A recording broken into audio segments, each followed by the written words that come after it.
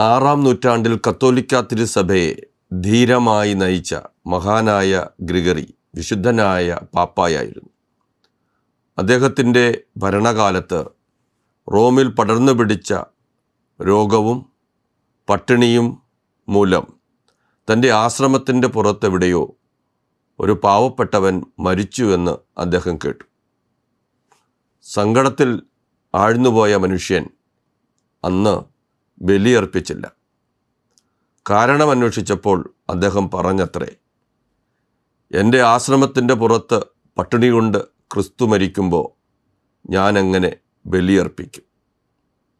അങ്ങനെയാണ് അദ്ദേഹം വിശുദ്ധനായത്. ആണ്ടുവട്ടത്തിലെ 26-ാം ഞായറിൽ തിരുസഭ നമുക്കായി വിചിന്തനത്തിന് തരുന്നത് ലൂക്കായുടെ സുവിശേഷത്തിനുള്ള മനോഹരമായ ഒരു ഉപമയാണ്.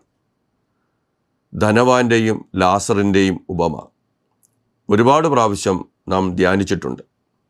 അവർ തമ്മിലുള്ള വൈരുദ്ധ്യങ്ങളെക്കുറിച്ച്, അവർ ധരിച്ച വസ്ത്രങ്ങളെക്കുറിച്ച്, അവരുടെ ശരീരത്ത് ഒരാൾക്ക് പർപ്പിൾ നിറത്തിലുള്ള ആടയാഭരണങ്ങൾ ഉണ്ടായിരുന്നപ്പോൾ മറ്റൊരാൾക്ക് ലാസറിന് വ്രണങ്ങളായിരുന്നു വസ്ത്രമായി മാറിയത്. ആ വ്രണങ്ങളിലോ നായ്ക്കൾ വന്ന് നക്കിയിരുന്നു. എന്തു പരിതാപകരമായ അവസ്ഥയാണ്! ഈ വൈരുദ്ധ്യങ്ങൾക്കിടയിൽ ജീവിച്ച മനുഷ്യർ അവരുടെ ജീവിതത്തിൽ അനുഭവിക്കുന്ന ഈ സുഖത്തിൻ്റെയും ദുഃഖത്തിൻ്റെയും ദ്വന്ദ്വങ്ങൾക്കിടയിൽ മരണശേഷം ഈ കസേരകൾ മാറ്റപ്പെടുന്നു.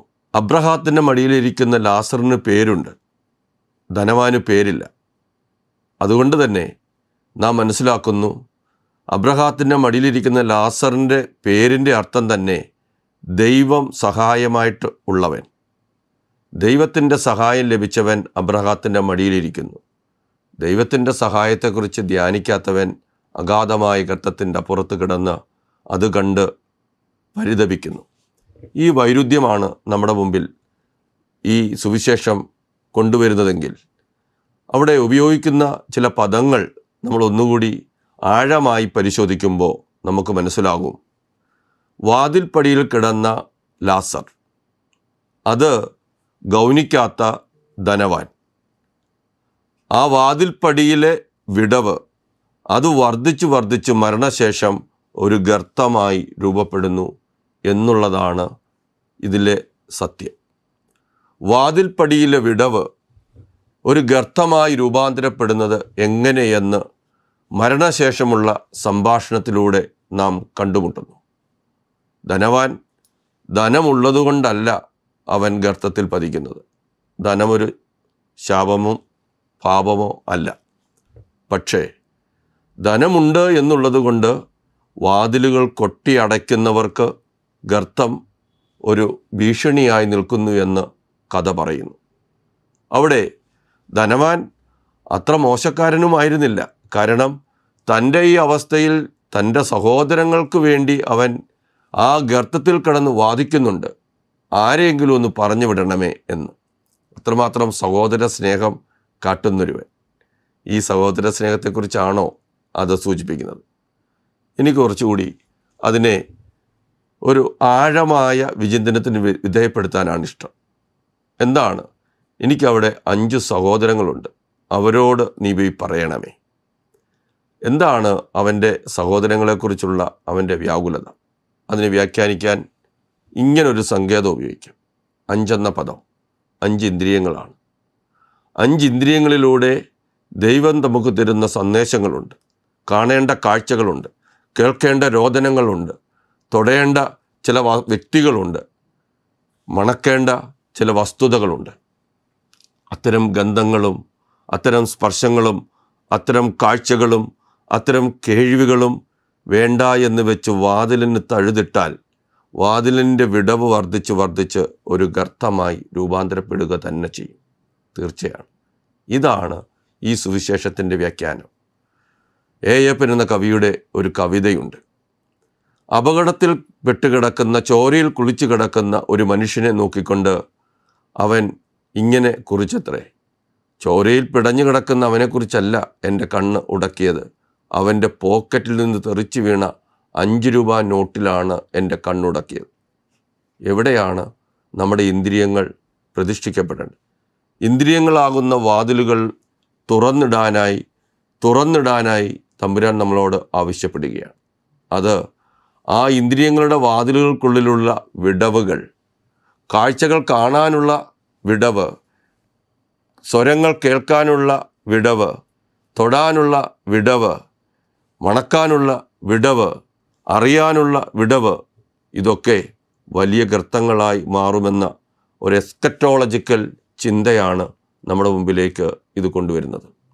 കാണാൻ കണ്ണു തന്ന ദൈവം, കേൾക്കാൻ കാതു തന്ന ദൈവം, തൊടാൻ കരം തന്ന ദൈവം, മണക്കാൻ നാസരന്ധ്രങ്ങൾ തന്ന ദൈവം, ആ നാസരന്ധ്രങ്ങൾക്ക് ജീവൻ നിശ്വസിച്ച ദൈവം, ആ ദൈവം നമ്മളോട് ആവശ്യപ്പെടുന്നത് ഇതൊക്കെ ഒന്ന് തുറന്നു വെക്ക്. വാതിൽപ്പടിയിൽ കിടപ്പുണ്ട് ലാസറുമാർ. നിൻ്റെ ജീവിതത്തിൻ്റെ വാതിൽപ്പടികളിൽ കിടക്കുന്ന ലാസർമാരെ കാണാതെ ആ വിടവ് നീ അറിയാതെ പോയാൽ ഒരു ഗർത്തം നിൻ്റെ മുമ്പിൽ ഉണ്ടാകും.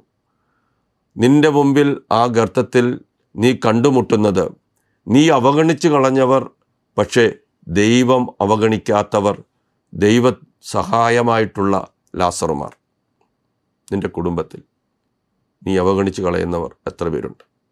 നിൻ്റെ ഭാര്യ, നിൻ്റെ ജീവിത പങ്കാളിയായ ഭർത്താവ്, നിൻ്റെ മാതാപിതാക്കൾ വൃദ്ധരായവർ, നിൻ്റെ മക്കൾ, അവർക്ക് ലഭിക്കേണ്ട ക്വാളിറ്റി ടൈം, ഇങ്ങനെ വാതിൽ തുറന്നു പിടിക്കാതെ നീ ജീവിച്ചിട്ടുണ്ടെങ്കിൽ, വാതിൽ തുറന്നു പിടിക്കാതെ നീ ജീവിതം ആസ്വദിച്ചിട്ടുണ്ടെങ്കിൽ, നിൻ്റെ ഇന്ദ്രിയങ്ങളുടെ വാതിൽ തുറക്കാതെ നീ നിൻ്റെ ജീവിതം മുന്നോട്ട് കൊണ്ടുപോയെങ്കിൽ, ഈ നിസ്സംഗതയുടെ ഈ വിടവ് വർദ്ധിച്ച് ഒരു ഗർത്തമായി മാറും എന്ന് കൃത്യമായി തമ്പുരാൻ പറയുന്നു. ഇത്തരം ചിന്തയല്ലേ മനുഷ്യനെ കുറച്ചുകൂടി നല്ലതാക്കുന്നത്. ഈ അടുത്തിടെ കണ്ട ഒരു വളരെ നല്ല ഒരു ഷോർട്ട് ഫിലിമുണ്ട്. ആളുകളെല്ലാം ഓടി ഒരു മാളിലെ ലിഫ്റ്റിൽ കയറി. ആ ലിഫ്റ്റിൽ കയറി ലിഫ്റ്റ് ഇങ്ങനെ അടയാനൊരുങ്ങുമ്പോഴേക്കും ഒരു പയ്യൻ ചെവിയിലൊരു ഹെഡ്ഫോണൊക്കെ വെച്ച് ഓടി വന്ന് അതിലേക്ക് കയറി. അപ്പോൾ ബീപ്പ് ബീപ്പ് ശബ്ദം കേട്ടു. എന്താണെന്നോ, അതിൻ്റെ ഓവർലോഡായിരിക്കുന്നു, ഇനി മുകളിലോട്ട് പോവില്ല. അപ്പോൾ എല്ലാവരും പരസ്പരം നോക്കുകയാണ്. ആർക്കും ഇറങ്ങാൻ ഒട്ടും മനസ്സില്ല. അവർക്കെല്ലാം ധൃതിയാണല്ലോ, തിരക്കാണല്ലോ. മറ്റൊരാൾ നോക്കുമ്പോൾ കണ്ണ് മാറ്റി ആ നോട്ടത്തെ നേരിടാനാവാതെ പലരും പല കാര്യങ്ങളിൽ ശ്രദ്ധിക്കാൻ തുടങ്ങി. മൊബൈലിലേക്ക്, ബാഗിലേക്ക്, വായിച്ച പുസ്തകത്തിലേക്ക്, ഇനി ഒന്നും അറിയാത്തവർ ആ ചുവരിലേക്ക് നോക്കി. കണ്ണിൻ്റെ, കേൾവിയുടെ ഒക്കെ വാതിലുകൾ അടച്ചു നിൽക്കവേ പെട്ടെന്ന് ഒരു പെൺകുട്ടി അവരുടെ ഇടയിൽ നിന്ന്, അതും ഏറ്റവും ബാക്കിൽ നിന്ന ഒരു പെൺകുട്ടി അവരുടെ ഇടയിലൂടെ ഞെരുങ്ങി പുറത്തേക്ക് വരുന്നു. എല്ലാവരും നോക്കി നിൽക്കുന്നു. ദാ കാലിന് വയ്യാത്ത ക്രച്ചസിൽ പോകുന്ന ഒരു പെൺകുട്ടി. ആ പെൺകുട്ടി എല്ലാവരെയും തിരിഞ്ഞു നോക്കുമ്പോഴാണ് ഈ എല്ലാമുള്ള മനുഷ്യർ വളരെ ലജ്ജയോടുകൂടി കണ്ണടച്ച് നിൽക്കുന്നത്. ലിഫ്റ്റ് മുകളിലേക്ക് പോകുന്നു. ജീവിതത്തിൻ്റെ ലിഫ്റ്റ് മുകളിലേക്ക് പോകുമ്പോൾ ഇതുപോലെ കണ്ണടച്ച് നിൽക്കാൻ നമുക്കാവില്ല. ഇന്ദ്രിയങ്ങൾ അതിൻ്റെ വാതിലിന് തഴുതിട്ട് നിൽക്കാനാവില്ല. കാരണം തമ്പുരാൻ തന്നിരിക്കുന്നത് ഒന്ന് തുറന്നു വെക്കാനാണ്. ചിലരുടെ നിലവിളി, ചിലർക്ക് ആവശ്യമുള്ള സമയത്തുള്ള സഹായങ്ങൾ, ചിലപ്പോൾ ചിലരെ കാണേണ്ട കാഴ്ചകൾ, ചിലപ്പോൾ ചിലരെ ചേർത്തണച്ച് ഇങ്ങനെ പിടിക്കേണ്ട ചില സമയങ്ങൾ, ഇതൊക്കെ നമ്മുടെ മുമ്പിൽ ലാസറിൻ്റെ മുഖം തെളിയിക്കണം. വാതിലൊന്ന് തുറന്നിടന്നേ. ഇന്ദ്രിയങ്ങളുടെ വാതിൽ തുറന്നിട്ടാൽ കാണാവുന്ന നന്മയുടെ പരിസരങ്ങളെ, നന്മ ആവശ്യമുള്ളവരുടെ പരിസരങ്ങളെ, ദൈവ സഹായം ആവശ്യമുള്ളവരുടെ പരിസരങ്ങളെ നാം ഒന്ന് നേരിട്ടാൽ മതി. ബാക്കിയൊക്കെ തമ്പുരാൻ നോക്കിക്കൊള്ളും. അബ്രഹാത്തിൻ്റെ മടിയിലിരിക്കാൻ അബ്രഹാം എന്ന പ്രതീകം കൂടി ഒന്ന് വ്യാഖ്യാനിച്ച് നിർത്താം.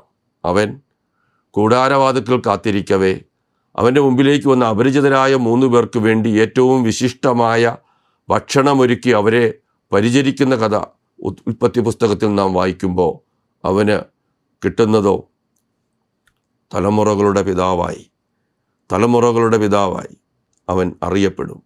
ഇപ്പോഴും അവൻ്റെ മടിയിലാണ് ലാസർ ഇരിക്കുന്നത്. നന്മയ്ക്ക് വേണ്ടി ഇന്ദ്രിയങ്ങളുടെ വാതിൽ തുറക്കാൻ തയ്യാറാകുന്നവർക്ക് കൃത്യമായി പ്രതിഫലം അബ്രഹാത്തിൻ്റെ മടി എന്ന് അവൻ ഉറപ്പിച്ചു പറയുന്നു. ഇതുതന്നെയാണ് കഥയുടെ സാരാംശവും. ഒന്ന് കണ്ണു തുറന്ന് ചുറ്റുപാടുകളിലേക്ക് നോക്കാൻ, കാതു തുറന്ന് കേൾക്കാൻ. തമ്പുരാനെ, ലാസറുമാരാരാണ് എൻ്റെ പടിവാതിക്കൽ കിടക്കുന്നത്?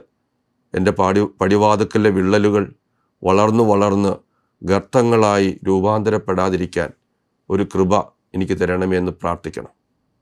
ഒന്ന് കണ്ണടയ്ക്കാം. കാരുണ്യവാനായ ദൈവമേ, ഇന്ന് വചനം ഞങ്ങളോട് പറയുന്നു, ലാസറുമാർ ഞങ്ങളുടെ പടിവാതിക്കൽ കാത്തിരിപ്പുണ്ട്.